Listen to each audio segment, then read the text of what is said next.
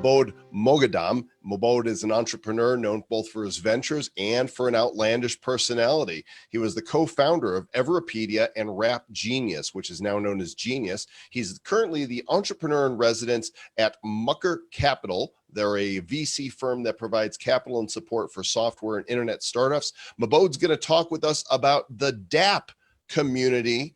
And Mahbod, welcome to Virtual Blockchain Week, my friend. We're really happy to see you. Yo. Drop some lyrics on us. Yo, we here at Virtual Blockchain Week. Crazy is gonna speak. We're gonna host the freaks at the after party.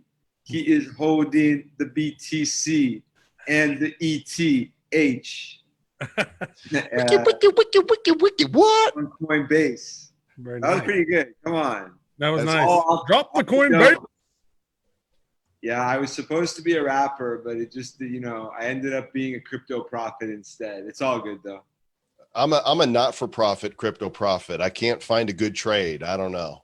So you got bars. That would have been that's like a good start for a rap song, right? I'm a former DJ, so don't get me started. Nice. Yeah, man. So let's talk about the topic we want to feature here today. Why are you so pumped up about decentralized applications, DApps? Dapps are the future. So Everpedia, my second company, is the biggest Dapp. We're the Dapp with the most traction. We're really using a Dapp to do something. Everyone gets crypto for writing Wikipedia articles. It's like a no-brainer. But the reason why I got into crypto in the first place was because Genius is not a Dapp. My first company, we basically have volunteers.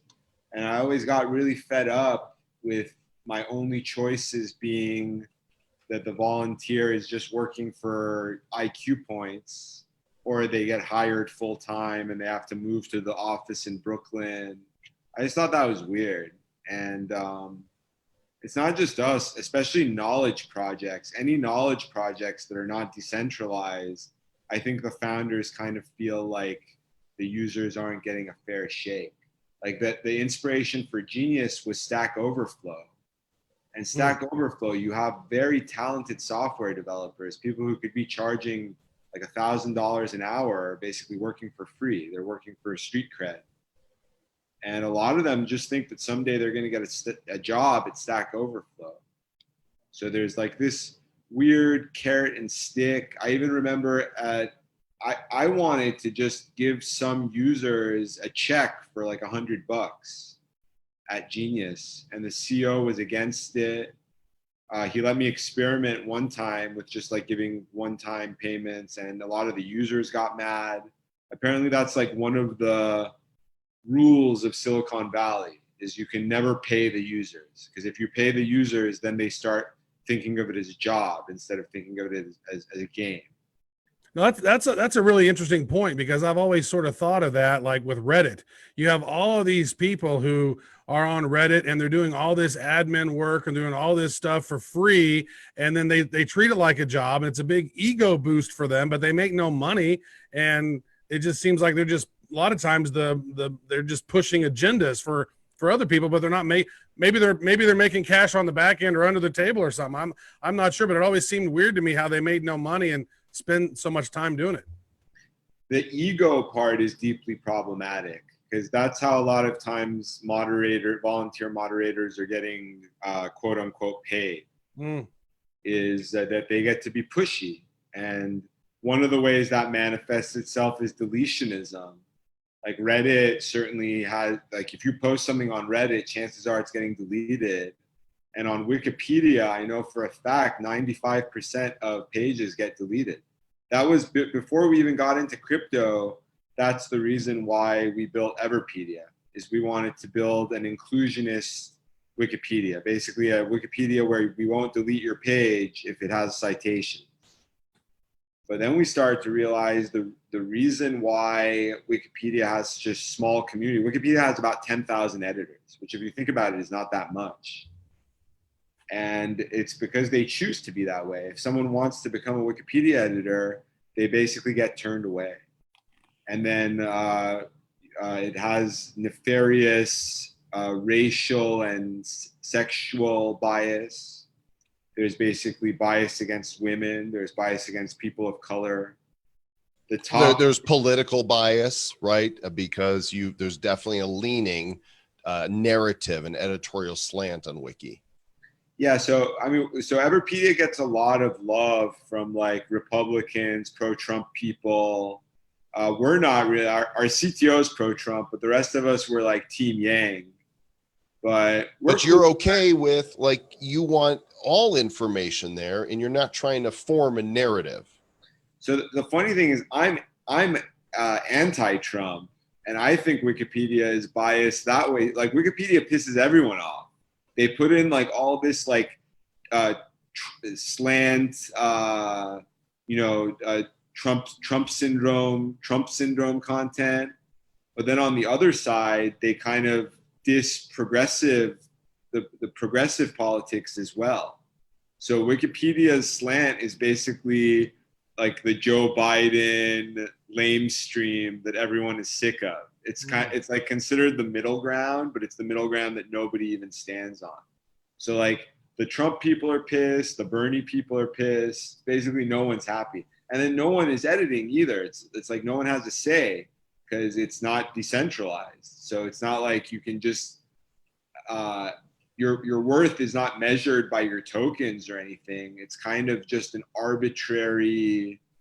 I'm guessing that tenure has a lot to do with it. Like the old timer Wikipedia editors get to basically push around the new editors, even if they have nothing going. Like they're not even creating that much content necessarily.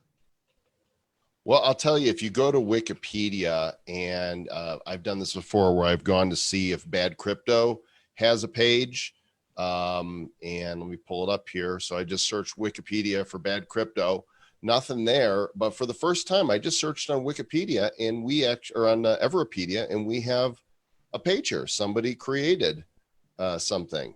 I love it. Well, the funny thing is, Joel, I actually, I made your page. Are you serious? Yeah, well, it's probably been updated. If you want to just click on it. So I'm looking at it right now. Yeah, under founders or whatever. If you just click on your name. My page. Oh, I see. There's one for me and one for Travis. So I have a Wikipedia page already. So does it pull in automatically? Yeah, I started your page, but I'm so lazy. Oh my God. Yeah, they made it much better.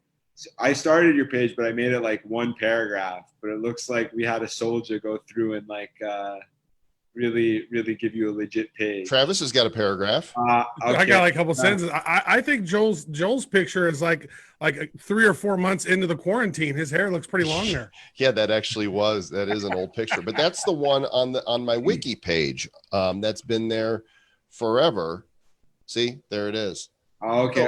So all right. What happened was I probably made Travis's page, but then now we need to Travis, we need to make your page better. My bad. Too. I'm a couple words. Good stuff. Now, one thing I really love about Everpedia was the sign-in process and the creation of the account, creation of the wallet. You don't even know you're using crypto, right? It's so seamless. It's so smooth. If you could talk about that process, and then are there other companies that are able to maybe white label or utilize your login process? Because it seems to me to be such a smooth way to enter into crypto. You don't even know you're in crypto. Well, we didn't build it. We use a plugin called ORID. Okay. Which is available to everyone, but it's still not 100. Like I'm happy you had a good experience, but one of the problems with dApps is even for the seamless, walletless, cryptoless side of things, the crypto side makes it more complicated. Like it's just a really hard app to build. We've got we basically cribbed our style from Steemit. We have inflation. The inflated tokens are the ones that get distributed to creators. They're governance tokens. You can vote with your tokens for governance issues, but that's just really hard to keep track of. I think that's one of the reasons, like, my dream is for Genius to decentralize, but one of the problems is that it's still really, really hard to do. But we're figuring that out. Like, Everpedia's team we have the technical chops in spades. All of the only co-founder who doesn't code is me. So we're basically trying to build the plumbing not just for the Wikipedia, but for all of the crypto dApps. And we got other projects going too. Like Everpedia is also building Predict, which is our prediction market, kind of like Augur, and except we want it to work. And then we also just released the white paper for Frax, which is our stablecoin. But we think we're going to be able to crack the stablecoin puzzle as well. I want to talk about Everpedia for a moment longer. The model there, on Wikipedia, you say there's about 10,000 editors. They volunteer, but Everpedia's model is you could actually get rewarded in tokens for creating the content. Is that right? Yes. So exactly how does that work? I go, okay, I want to go create, a page about somebody, and I enter it in. Do I get rewarded based on the length of the content or people that upvote it? What are the mechanics? That is an excellent question. And the funny thing is I really can't answer because it's always changing. They're always switching it up. Obviously, upvotes is a big part of it. Upvotes from people who have a lot of tokens, it weighs it a lot more. One thing I'm always trying to push the CEO and the CTO to factor in more is traffic, because I'm addicted. I'm addicted to the numbers, so I just like to see big traffic get rewarded. And I think we're actually, they did me right. They started to treat traffic more prevalent.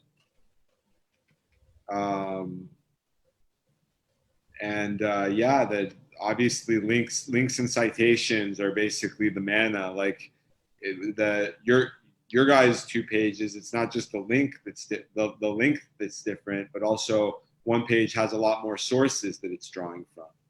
That's what we're all about. Like Wikipedia too, is that it's not supposed to be original information. It's supposed to be information that came from elsewhere on the internet.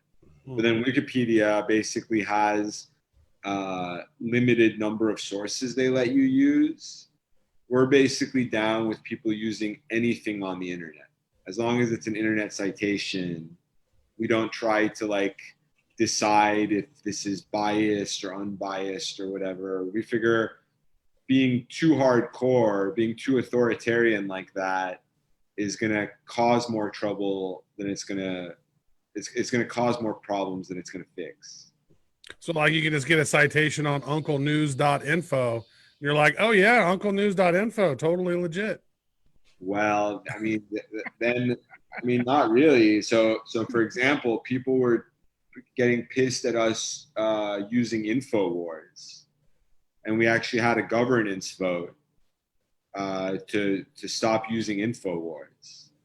So the governance, the blockchain side is still there, but at least we don't come down centralized and say don't use blogs, don't use social media like Wikipedia does. We let you use anything. We let you make any page, use any sources, and then if the community, if the token holders have a problem with it, then they can vote against it. Well, I find that really peculiar. Go ahead, Joel. Yeah, well, I'm just wondering, did they then say no InfoWars? Is that? I believe so. I believe that now InfoWars is banned on Everpedia. I have a problem with that, not because I read InfoWars, but because a news story is not illegitimate based on where it's published. It's illegitimate if the facts aren't true. And that every source, unless they're the Babylon Bee or the Onion, that it deliberately will, change the facts. Even a blind squirrel finds a nut from time to time. So how do you blanket ban an outlet just assuming that nothing they say is going to be accurate? It has to be done. Everyone censors and everyone has trouble censoring. And then with crypto, there's all kinds of prisoner dilemmas and problems that you can still get into. But it's better than what we had before with the centralized. Now we have token holders who are voting. They can be biased. They can try to capture. They can make mistakes. But at least it's not Mark Zuckerberg who's making the decision, or like these random editors who have power for arbitrary reasons. Like, we have the people who hold the power, there's some numbers behind it with blockchain. It can still cause problems. Like, there's definitely still going to be bias and problems with blockchain. Like, you know, EOS gets a lot of criticism with the composition of the block producers. But I think we can smooth all that out. I think that there will still be bias, there will still be capture, but at least it's decentralized. There's a lot more potential to escape those problems than you're going to get just by Mark Zuckerberg making the blanket decision. Yeah, I think it seems like a much better approach. I want to switch gears here a little bit. So you've been working with Crazy Bone. And for those of you who don't know, Crazy Bone, he's going to be with us tonight at the VIP after party that's that Elise Sam is putting on. I believe you're going to be there, Mahbod. Yes. And your Crazy Bone is from the group Bone Thugs and Harmony. It's the first of the month, and it is the first of the month. So it's cool that he's coming on today. But maybe talk about how you're helping him get online with the cryptos. Crazy is the man. So I met Crazy in 2016. And he was actually one of the first people to give press to Everpedia. He hosted me on his podcast. He has a podcast, and he hosted me on it to talk about Everpedia. And this is before we had anything to do with crypto. He just was into it because we were trying to make a new version of Wikipedia. And he had heard that Wikipedia is racist, so he was into it for that. And it was so, pardon the pun, it was crazy. I was on his podcast and I'm like, wow, I can't believe Crazy Bone is interviewing me. Like, what the hell? Because he was like a hero for me growing up. That's like, for me, he's on the same level as like Biggie and Tupac. Mm. I will not pardon your pun, good sir. That pun was too funny. Yeah, well, there's a lot of craziness going on, but we've stayed friends this whole time, and he's been very successful. He's been stepping up the business game, getting into doing a lot of social media marketing. And he started putting on a lot of very successful live Instagram concerts with coronavirus. So I asked him to be part of Virtual Blockchain Week. And he talked to Alize. He got really into it. He opened up his Coinbase. Today he tweeted out his crypto address to fans. And he's connecting with Akon. He wants to see what possibilities there are to use crypto like Akon's doing in Africa for downtown Cleveland. He's hodling now. He wants to put on blockchain-related concerts. And so it's interesting for me that I've been involved in like the connection between crypto and rap since 2013. In 2014, Nas and I were both angel investors in Coinbase, and Nas had also been an investor in Genius. So I reached out to him. I was like, you need to start promoting on social media. Like, you need to tell everyone of your fans that even if they don't have a lot of money to put into it, they need to start a Bitcoin wallet. But he kind of never got into it. He was like, he invested, but he kind of didn't see how it connects to his fans or how it could be useful to his fans. So then later on, years later with Everpedia through Brock, I connected with Akon, and Akon's the total opposite. Akon's a hodler and investor, but then he's also using everything within his celebrity to promote blockchain. To his fans, trying to research its uses to build infrastructure in Africa. So he's the man. He's basically he's coming on tonight. He's going to be with us here for an interview here in an hour or so. So we're looking forward to speaking with him as well. Well, Mahbod, you're the man. Mahbod Moghadam, he is the man. Yeah, He's well, got the plan. And call tonight, it, the call party. it Akon for me, please. Please tell him we need him to get on Genius. He's never gone on Genius, which All I right. don't know how that's happened. But We'll we give him also a need to holler. connect with Crazy Bone. Like now he's got another rapper who's a crypto soldier, and we're all gonna bring this to everyone. We want everyone who is into hip hop to know that crypto is connected to their lifestyle and their interests. Hey, cool, man. Thanks for dropping by. We appreciate you sharing your knowledge and a few lyrics, and we're looking forward to seeing you for the after party tonight. East 99 Eternal, brother. I can't wait. It's All gonna right. be. Well, Appreciate you.